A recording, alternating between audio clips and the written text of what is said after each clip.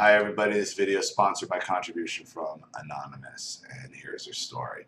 Hi Ollie, I wrote to you a few months ago sharing my story about my late mother, who is a narcissist and most likely borderline. To refresh you and your listeners' memory, she brushed my childhood sexual molestation under the rug and later pressured me into a sexual relationship with a 50-year-old professor at a local college when I was 19 years old. I am the youngest of her children. I have 6 half-siblings from her first marriage and 1 full sibling from her marriage to my father. You understandably suggested that I bring all this up with my 7 siblings and half-siblings to see if we have any similar memories from our formative years. I'm writing today to explain why I haven't done so, and because there's a good chance that my experience might help others who have been through something similar.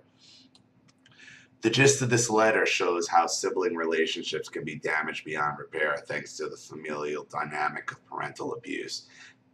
As you said, a narcissist will continue their abuse all the way onto their deathbed. And this is exactly what my late mother did. Upon reflection, since my first letter to you, I've come to realize that she triangulated us for years, playing us against one another systematically. This came to a head when my mother was within days of death. My father and I had almost single-handedly cared for her in her final months of cancer. One day she pulls me aside privately to tell me her wishes regarding who would inherit what. A normal loving parent would have drafted a legal will or have discussed this issue with their spouse. But I'm sure my mother knew that I would honor her wishes, and she still had me under her thumb, as well as an enmeshed golden child daughter. She insisted that my eldest half-sister, who was deeply disordered narcissist herself, would not receive the 2 items she most desired. Items that she nagged her mother about openly for years. I was warned this would be difficult, but to hold my ground. I was too trusting to realize the firestorm I would be in the middle of. Just a few days later, my mother died. My half-sister started an enormous fight among the 7 siblings before leaving town to return to her home. Among other things, she said I had set the whole thing up to hurt her feelings, that I never loved our mother in the first place. Being just 21 at the time, I buried my anxieties about how I had been set up by my own mother and tried to move past the incident. Frankly, now I see that I was just in denial.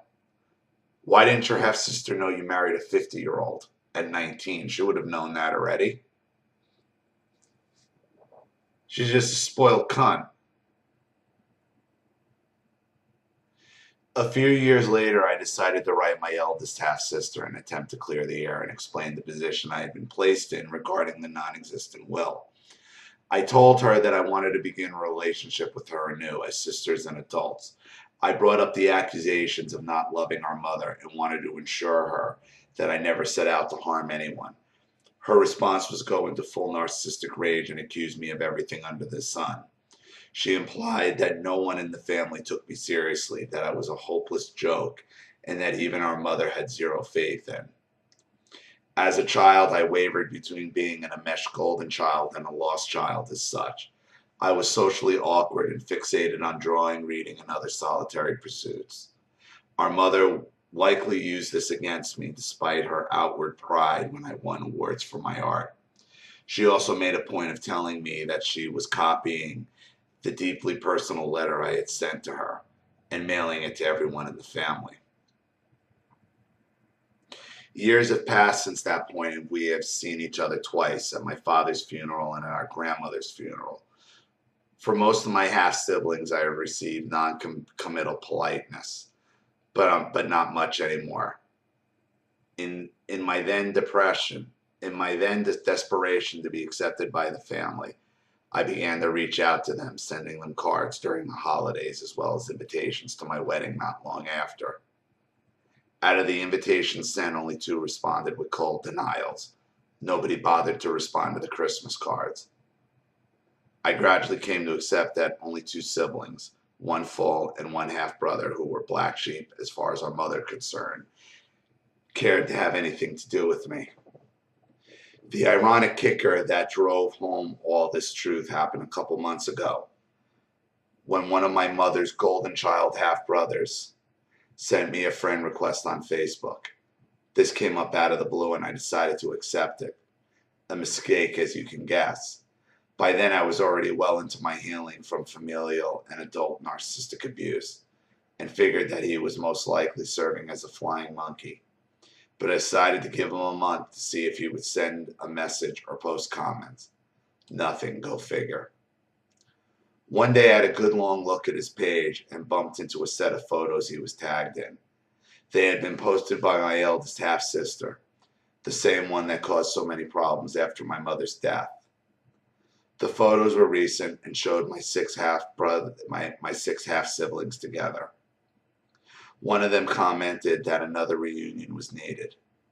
Keep in mind, nobody had mentioned anything about this gathering to either myself nor my full brother. The grand finale was that one of my half-brothers said, "What a great photo of the original six." In other words, considering my half-siblings to be separate entity from my full brother and I. A few of the others had clicked like supporting the notion. This, as well as other posts showcasing a plethora of misogynistic and homophobic content, proved the final straw. I unfriended him and blocked a whole lot of them, save my black sheep half-brother I mentioned earlier. At this point, I've given up on the desire to reach out for them in any efforts to repair what might have existed over 2 decades ago. Our mother died at 22 years ago, and things have been tense ever since. As well, I can't imagine how they would respond if I were to mention anything about my mother's denial of childhood sexual molestation, or trying to pin me out to much older men when I was a virgin. Doing so would only re-risk traumatizing myself, and their conviction that I am a liar and a troublemaker would likely be reinforced all the more. I wish it were different, but our mother seems to have won out in the end. Her triangulation amongst us all continued for 2 solid decades after her death. Keep up the great work, Ollie, and thanks again to everyone who has found the courage to speak up. My advice for those in similar situations: follow your heart, instinct, and truth. For too long, I worried about what my family thought of me, how I could get back into their good graces, and worst of all, what was wrong with me, that they would dismiss me so strongly. The past 2 years have brought so much clarity regarding what our mother was and what she did, and all of us were robbed of a normal childhood. But I feel lucky that I now understand this is what has caused the division and source of my anxieties. I feel heads above them at this point, in that I'm able to heal through self-awareness, self-love, and acceptance of who I am. And of course, sharing my story with others who have been through similar experiences and hearing their experiences as well. We have the ability to create our own families after this abuse. We can seek our own tribe of loving, nurturing people who understand and accept us just as we are. This is true.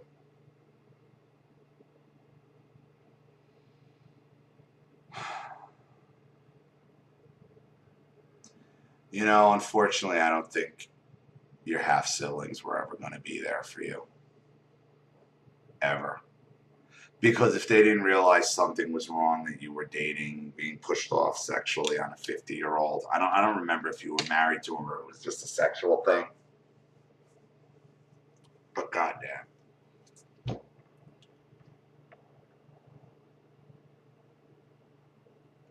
This is why the narcissist will screw you on their deathbed.